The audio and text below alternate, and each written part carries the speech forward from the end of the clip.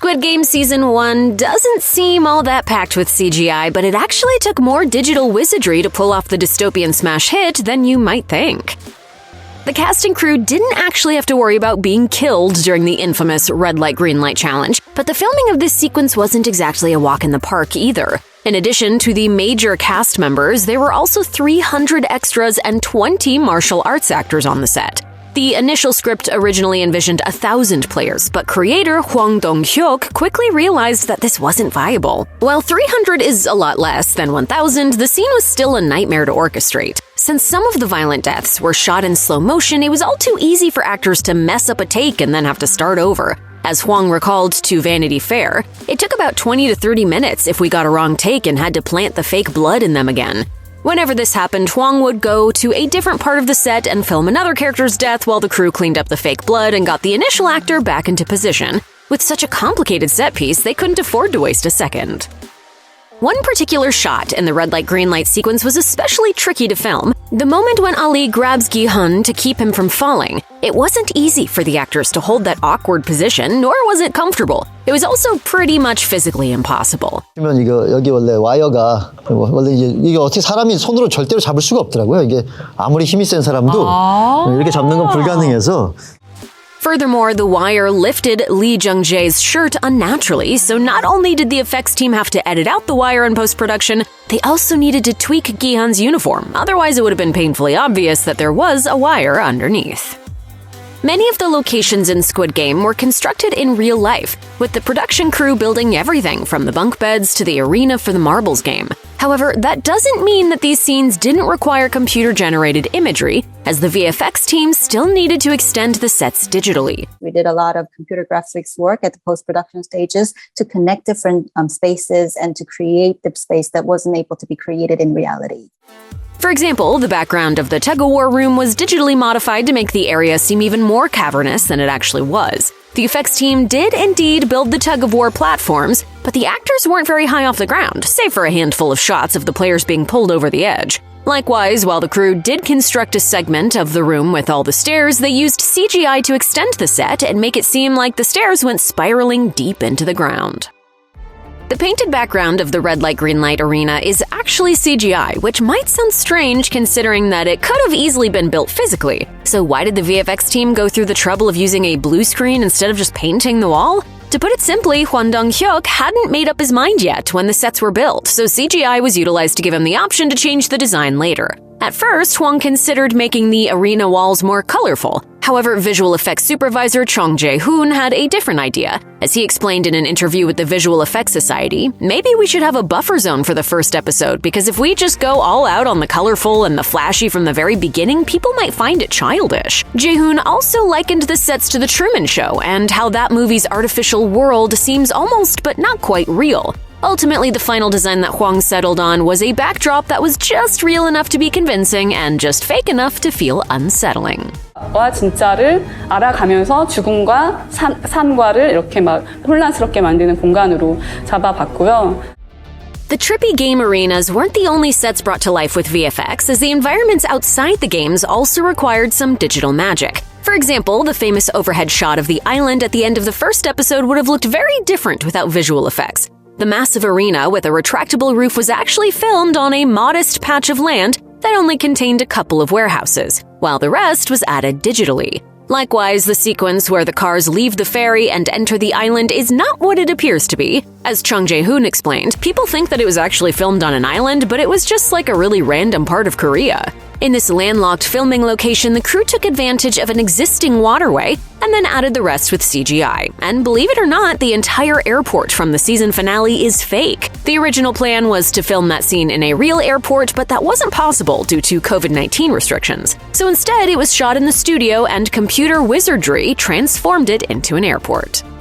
For Hwang Dong-hyuk, the safety of his cast and crew were of the utmost importance, so when it came time to film the grisly player eliminations, he took extra safety precautions for any scenes involving guns, and in some cases even the sounds of the gunfire were fake. So while Hwang did shoot some of the death scenes with realistic gunfire sound effects, there were other times when he just shouted. Come! Each time Hwang did this, Lee Jung-jae and the other actors flinched as if they heard a real gunshot. If we were in their shoes, we'd probably flinch too. Squid Game's tug-of-war scene was so draining that the actors had to catch their breath between takes, with some of them resting on the short yellow rail at the edge of the platform. Meanwhile, Lee Jung-jae had a little stool that he would pull up. Most of the actors agreed that the tug-of-war sequence was the hardest to film. 줄다리기 이런 걸 할 경험이 많이 있지는 않잖아요. 실제로 엄청난 체력을 요구하더라고요. While filming this sequence, the actors were actually competing against a special machine designed to pull on the rope. As Lee Yu-mi explained to The Swoon, "We were really using all of our strength to play against a machine, not a group of people, so no matter how hard we pulled, we couldn't win." You'll probably be relieved to learn that most of the Glass Stepping Stones challenge was actually filmed close to the ground. The set was still 1.5 meters, or approximately 5 feet, off the ground, which allowed the crew to film shots from underneath the glass bridge, as well as stage the shots where characters fell to their deaths. Behind-the-scenes footage shows one extra leaping onto the space where a glass panel should be, except that there's no glass. Instead, there's a platform that was later erased by VFX that drops quickly and smoothly the moment she puts her weight on it. After it fell, she crouched down to make sure her body would no longer appear in the shot. Even though the bridge wasn't as high in real life as it appears in the final version, it was still plenty convincing for the actors. 다리 한 1.5m 정도 높이. 그거는 사실 더 낮출 수도 있었는데 그건 이제 감독님이 일부러 그러셨죠. 배우들. Unsurprisingly, this set actually scared some of the show's stars. 가짜로 하는 게 아니라 진짜 그들이 느끼는 공포감이 몸에 표현이 돼서 Not every Squid Game scene was filmed from a comfortable height. For a handful of shots in the glass bridge sequence, the actors actually filmed on a separate set that was approximately 6 meters, or about 19 feet, off the ground. The VFX team later composited the two sets digitally. Behind-the-scenes footage shows Min Yao and Dok Soo being raised on a harness, along with the glassmaker taking a tumble from the glass bridge. 그때가 좀 되게 짜릿하고 그랬었어요. Even from the safety of the editing room, the footage from these scenes gave editor Nam Na-young a case of vertigo. To convey the scale and the stakes of this game, the crew also built a third set just for filming all the broken bodies of the contestants who hit the floor. To film the unforgettable scene where the glass bridge explodes, the Squid Game team shot in slow motion with a phantom camera, which can record at 3,000 frames per second. As a result, the actors had to be very careful not to turn away too soon, or otherwise the timing wouldn't line up. Between takes, a crew member would come in and make very precise slashes in the sleeve of Jung Hoi-yeon's uniform so that it would look as though the glass was cutting her clothes. For the glass itself, it started with a practical effect, as the actors were sprayed with particles designed to resemble glass. Afterwards, they had to shake these particles from their hair. Of course, the rest of the bridge exploding was shot separately. At first, the visual effects team tried shooting it practically, but they weren't happy with that result, so they opted instead for a CGI explosion. As CG supervisor, Kang Moon-jung told the Visual Effects Society, "A lot of people thought that CG can never be better than the real shot, but actually, for this sequence, CG turned out to be even better than the real shot." But that didn't exactly mean it was easy, as the visual effects team had to erase and replace the reflections in every single glass shard.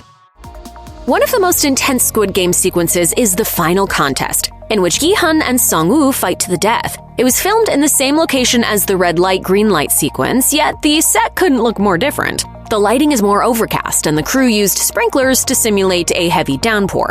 The camera crew wore ponchos and used waterproof coverings to keep their equipment from getting wet. However, the actors weren't so lucky. They had to shoot an intense fight scene while they were soaking wet, and it was freezing outside. As Lee Jung-jae recalled to Entertainment Weekly, "It was in winter, so the weather was very cold. I remember filming that scene for about 4 days in the rain with the sprinkler, so it was very emotionally and physically tough."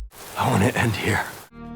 Even some of the most ordinary shots in Squid Game would look different without special effects. For instance, the ceilings of most of the arenas were inserted digitally after filming. In the red light, green light arena, the walls of the set were just a bit taller than the blue screen, meaning they cast shadows on the ground that wouldn't make sense in the final, fully edited scene. Thus, the VFX team needed to digitally erase some of the shadows. And while you might think that the giant piggy bank containing all the prize money could be easily filmed practically, that wasn't actually the case. The crew did build a physical piggy bank, but then they soon realized that it wouldn't work, as the plexiglass was so reflective that it was hard to actually make out the money inside when a spotlight was shining on it. So they created a CG version instead. All of these VFX shots probably slipped under the radar of most viewers, and that's exactly how the Squid Game team likes it. As Kang Moon-jung told the Visual Effects Society, "What director Hwang wanted and what the VFX crew wanted was to not make CG look like CG, so people can just take it for granted.